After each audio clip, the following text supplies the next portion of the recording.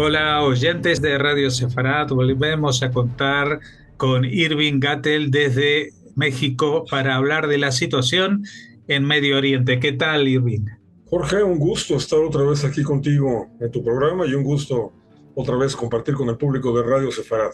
Bueno, estamos desconcertados, ¿no? No es que tengamos un problema particular, sino que yo creo que esto es común a prácticamente incluso todos los líderes mundiales. Estamos en ascuas en saber que si sigue la guerra, si hay una tregua, si van a bloquear, van a desbloquear. Lo único que tenemos constancia, digamos, en estos últimos días es que Israel sigue atacando a Hezbollah en Líbano, a diferencia de cómo muchas veces se anuncia en la televisión española que Israel está atacando Líbano. No está atacando Líbano, sino a las eh, eh, milicias de Hezbollah que responden a un tercer país que es Irán, ¿no? Sí, así es. O sea, y esto, aunque durante mucho tiempo se quiso, digamos, como que matizar o esconder incluso, se vuelve descarado en el momento en que Irán pone como condiciones para las negociaciones que Israel deje de atacar a Hezbollah.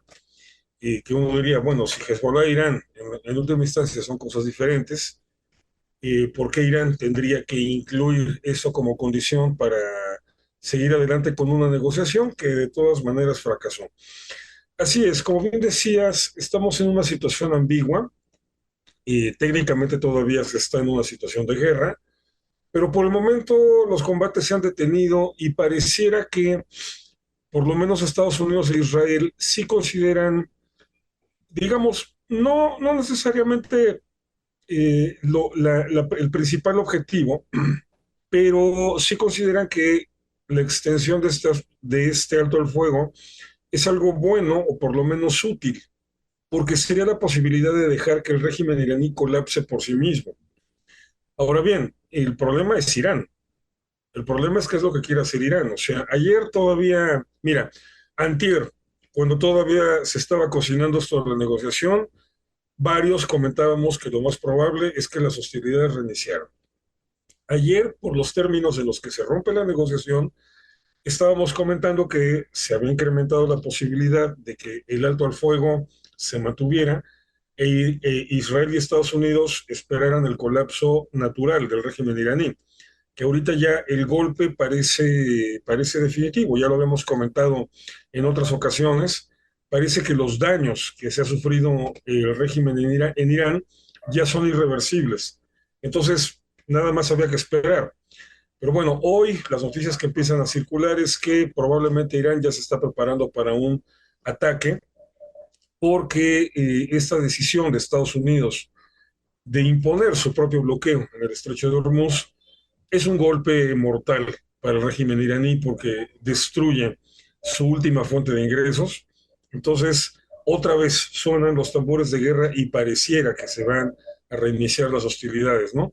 Pero pues mientras tanto, seguimos en este limbo que mencionas y no sabemos en qué momento esto vuelva a explotar otra vez.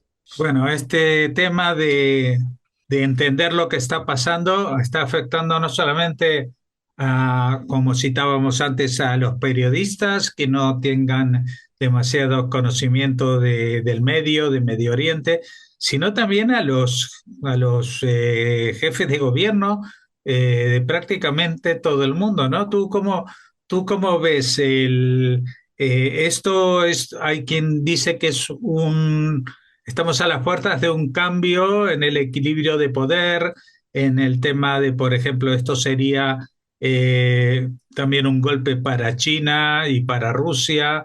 Otros hablan de la decadencia de Europa, etcétera.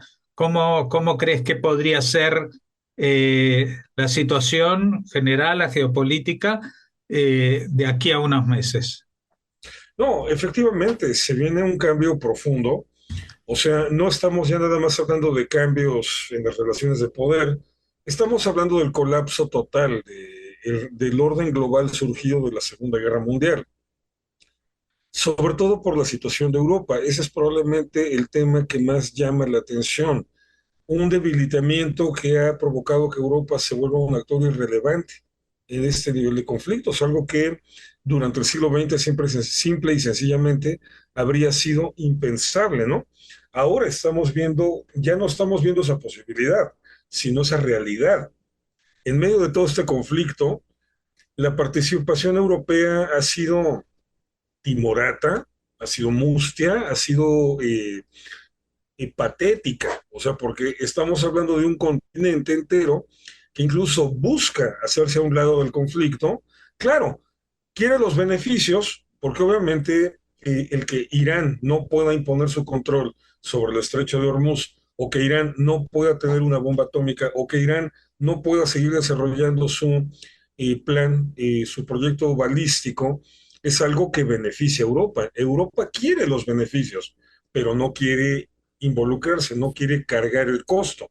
Entonces, bueno, estamos viendo eso al mismo tiempo que Estados Unidos va reforzando las relaciones con el mundo árabe. Los propios árabes, al ser agredidos por Irán, entienden que necesitan estar cerca de Estados Unidos y de Israel. Se va avanzando en la conformación de una región de desarrollo económico con mucho más potencial que el europeo. O sea, Europa es el continente que menos crecimiento económico tiene desde hace décadas, y Medio Oriente ahorita viene una reconfiguración extrema porque sobre todo mundo ya entendió que no tiene sentido depender del estrecho de Hormuz. Entonces los países árabes ya están planeando hacer oleoductos o gasoductos que trasladen el producto hacia el Mar Rojo o hacia el Mar Mediterráneo de una vez, y de esta manera evitarse el trámite del estrecho de Hormuz para optimizar de esta manera las condiciones de mercado. Esto incluso beneficiaría en materia de costos. Así que sí, estamos hablando de un reacomodo global donde ya Rusia desaparece del panorama porque se quedó atascado en la guerra en Ucrania, y entonces China viene a ocupar el papel de verdadero contrincante, verdadero rival de los Estados Unidos, pero en un ámbito comercial, ya no militar, o sea, con nuevas reglas, otro tipo de conflicto. Entonces, sí, el cambio es profundo, el cambio es de fondo. Y lo peor del caso es la frivolidad con la que una gran cantidad de líderes lo está enfrentando. O sea, en vez de que asuman lo que está sucediendo y tomen posicionamientos fuertes contra el principal generador de violencia y de problemas, que es Irán, se ponen en el plan romántico, sentimental y cobarde, decir, ay, no a la guerra, ¿no? Pedro Sánchez es probablemente el mejor ejemplo en esto, Keir Starmer también, eh, Emmanuel Macron. O sea, este plan pacifista per se, o sea, un pacifismo mal entendido, mal enfocado, mal implementado, y pues que es lo que refuerza evidentemente la intrascendencia de Europa en todo este asunto. Puede pasar hasta que esto llegue a esta situación.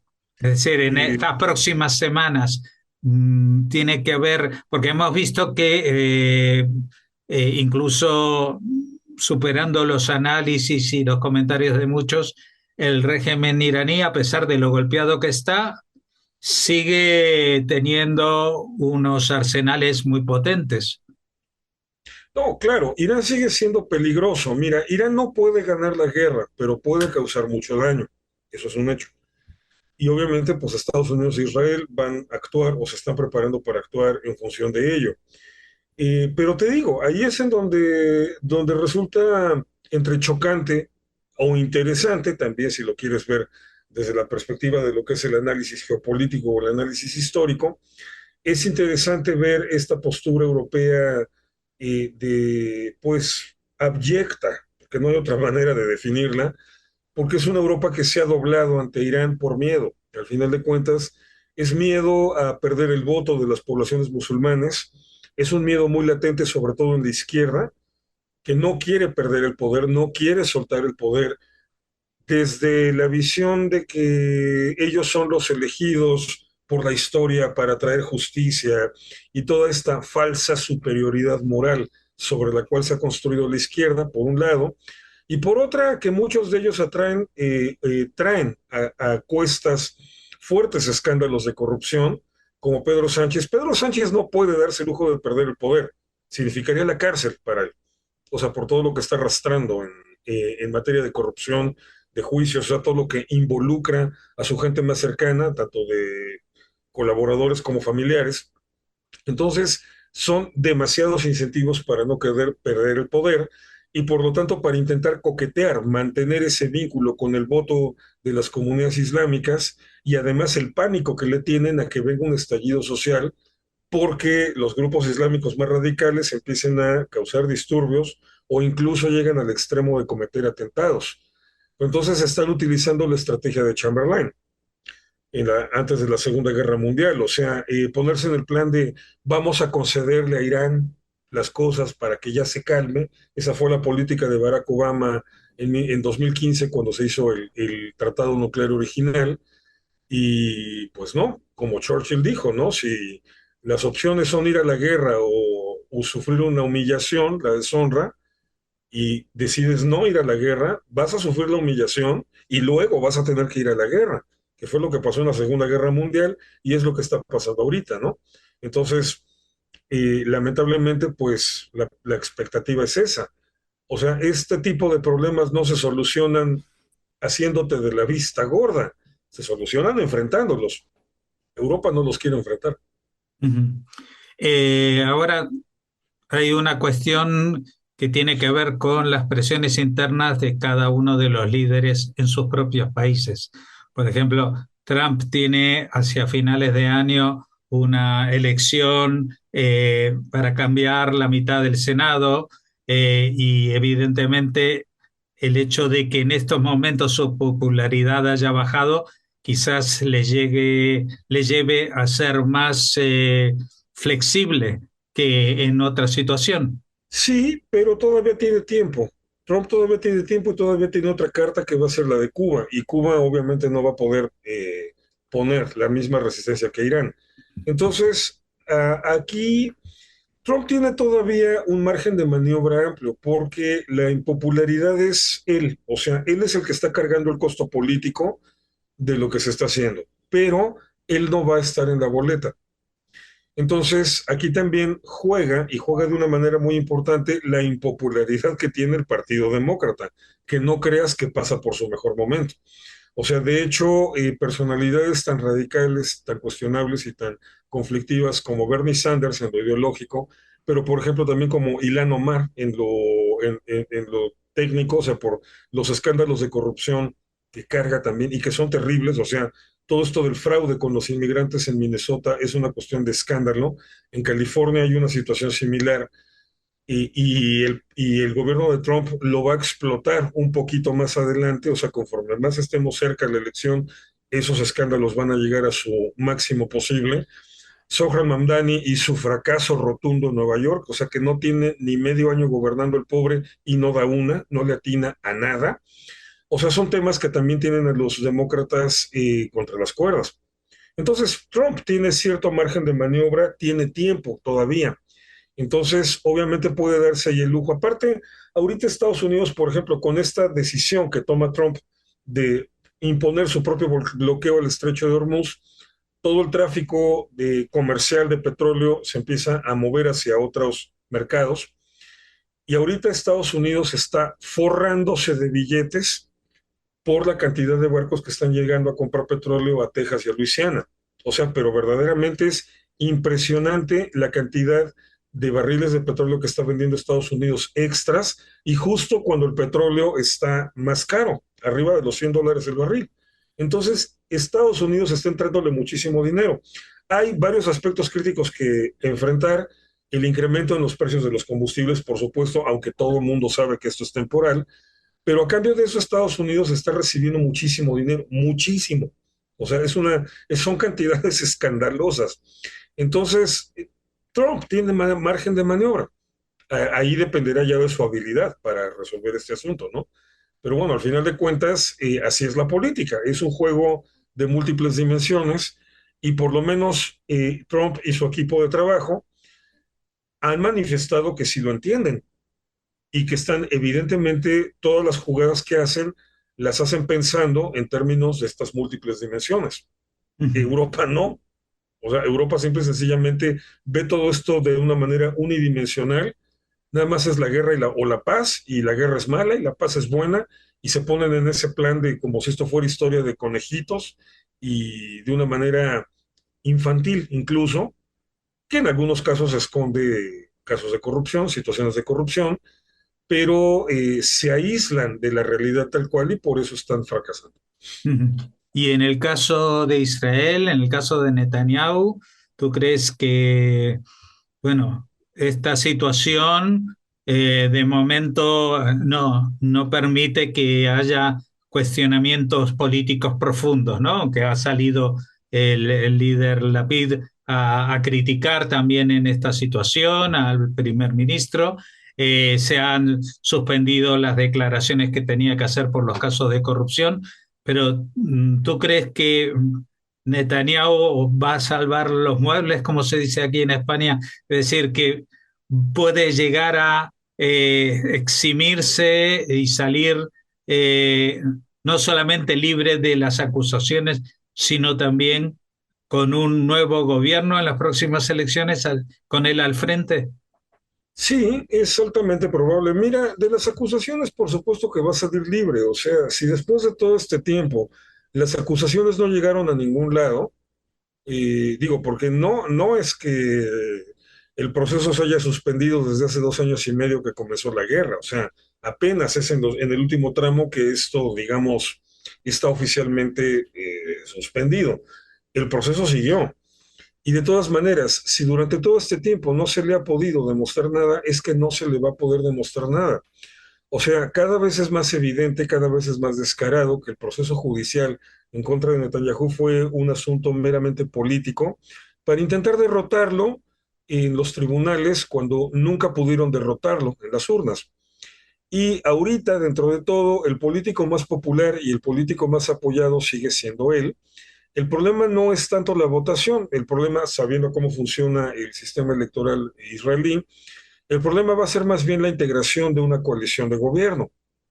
Pero en términos generales, Netanyahu llega igual de posicionado que en las elecciones anteriores.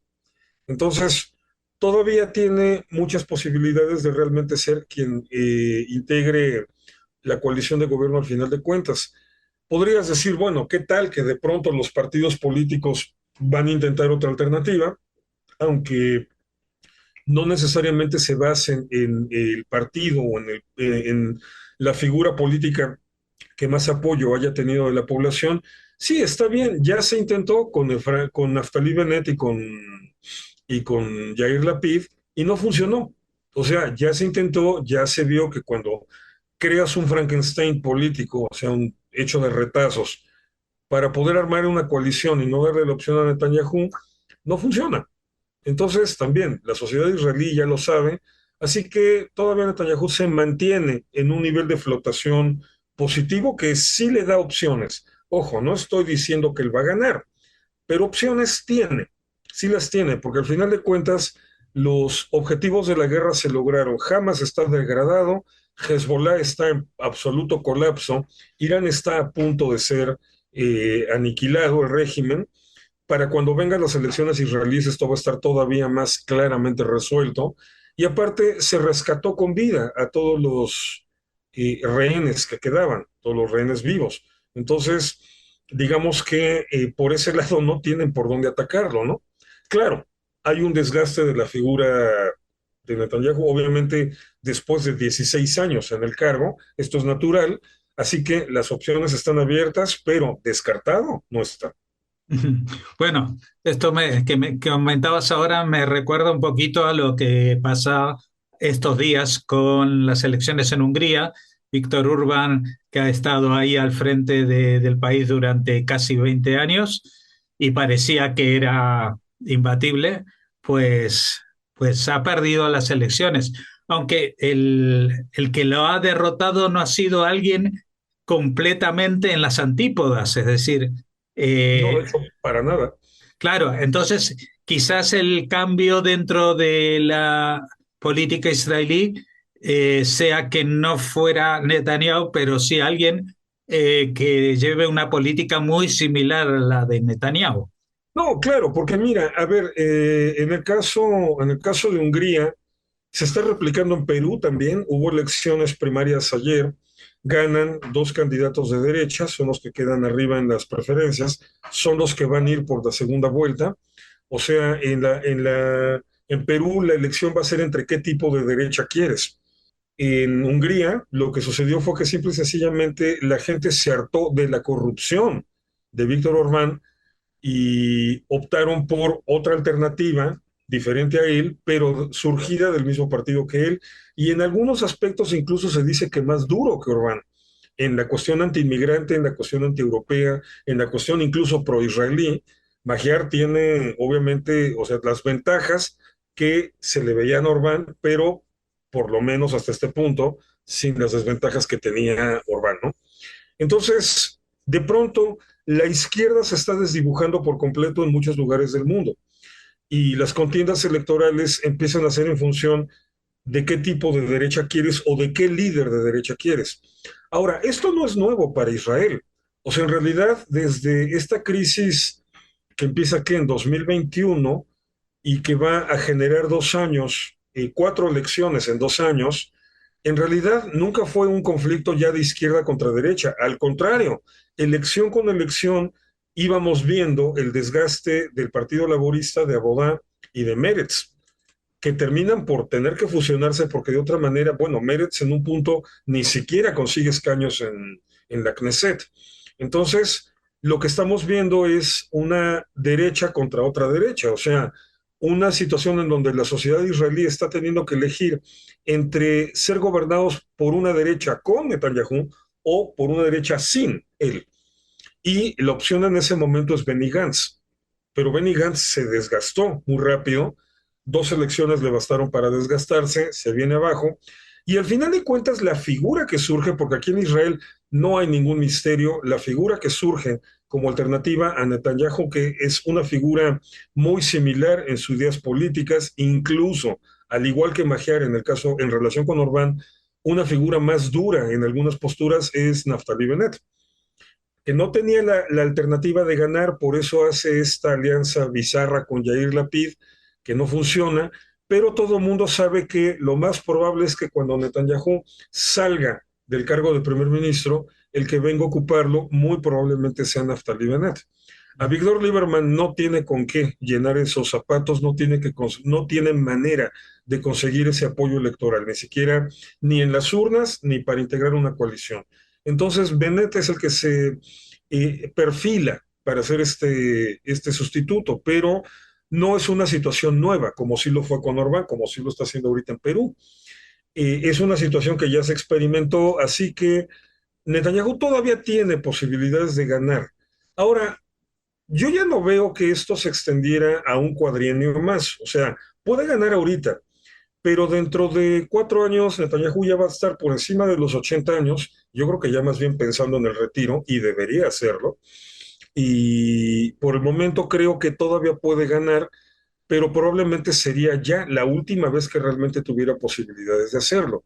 Entonces, él ya está a punto de cerrar su ciclo de manera natural y Bennett está con la opción, digo, hay cosas que le molestan mucho a la sociedad israelí de él, cosas que no les han gustado, pero Bennett es joven, tiene tiempo para reconfigurarse, ¿no? Para consolidarse allí. Entonces, a diferencia, te repito, de lo que pasó en Hungría, para Netanyahu esta situación ya es conocida, ya la vivió y la superó. Bueno, y aparte, cuando llegue a los 80, pues tendrá otro compañero que va a ser Donald Trump, que también ya va a estar en la edad que le echaba en cara a Biden hasta hace poco, y seguramente también las leyes, digamos, de conformación democrática en Estados Unidos lo obliguen a interrumpir un tercer mandato, ¿no? O sea, no llegar a un tercer mandato. Claro, en Estados Unidos no se puede. Y mira, ¿acaso esa es la mayor ventaja de todas para Trump? Que como él no se puede presentar a una nueva reelección, no tiene que caerle bien a la gente. Tiene la libertad para hacer todo lo que se le antoje, o sea, para tomar incluso iniciativas muy radicales, porque no necesitan cuidar esa imagen, ¿no? Los que tienen que construir su propia imagen para encabezar al Partido Republicano en la próxima elección son J.D. Vance o Marco Rubio. Creo que Rubio lo está haciendo mejor y Trump en ese sentido puede tomar más riesgos. Esa es la realidad. Pues te agradecemos mucho, Irving Gattel, por habernos atendido y brindarnos estas pautas para estos momentos de incertidumbre que ya no son momentos, son eras de incertidumbre que estamos viviendo. Así que espero dejarte descansar un poquito, pero no descarto que de aquí a un mes o algo así tengamos que volver a consultarte para ver estas nuevas pistas sobre lo que puede llegar a ser o dentro de lo que tú ya has dicho, en qué etapa nos encontramos. Muchas gracias. No, al contrario, Jorge, gracias por la invitación y pues aquí nos vemos pronto seguro porque todavía va a haber muchas cosas de qué hablar.